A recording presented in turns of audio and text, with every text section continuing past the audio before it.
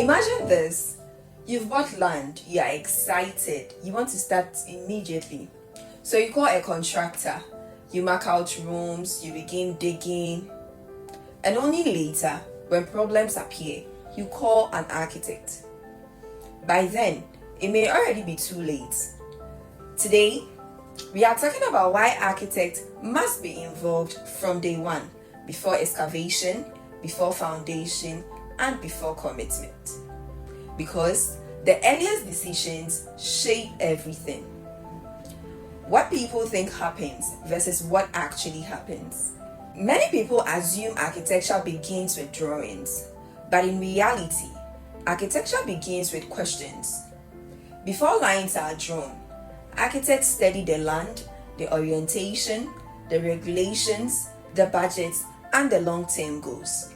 Skipping this stage is like driving without a map. When construction starts before design clarity, room sizes are guessed, setbacks may be violated, structural grades become restrictive, budget spirals unexpectedly. And correcting early mistakes is always more expensive later. Idea versus buildable concept.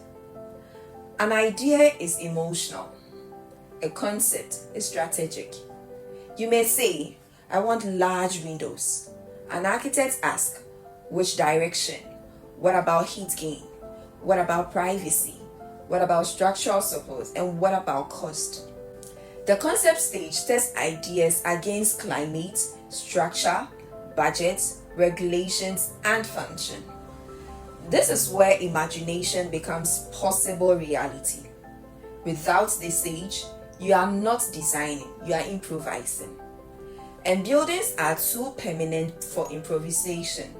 How early decision affects cost. Here is something most people don't realize.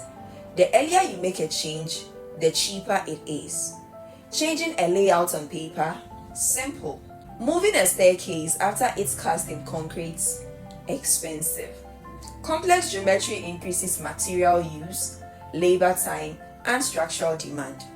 And those decisions happen at the concept stage.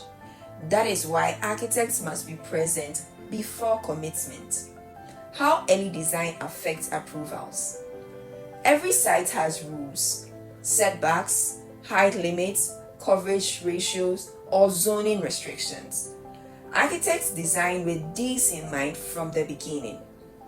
When people build first and seek approval later, applications are rejected. Redesign becomes mandatory and construction halts. Time lost in approvals is often the result of skipping early professional guidance. How early design affects functionality. Functionality is invisible at first. You only feel it when you live in the space. Poor early planning results in dark interiors, poor ventilations, wasted corridors, noisy bedrooms, and inflexible layouts. When architects are involved from day one, they think about light, airflow, privacy, flow, and future adaptability. These are not last-minute decisions. Neither are they afterthoughts. They are foundational. What architects actually do at day one. Day one is not about fancy renderings. It's about site analysis, client briefing, feasibility study, budget alignment, and risk assessment. It is strategic groundwork. Without it, the building rests on uncertainty. Buildings do not fail because of bad paint colors. They fail because early decisions were rushed. When architects are involved from day one, they protect your investment, your time, your comfort, and your long-term satisfaction. In our next episode, we move from idea to reality, from drawings to construction. Why architects must stay involved on site?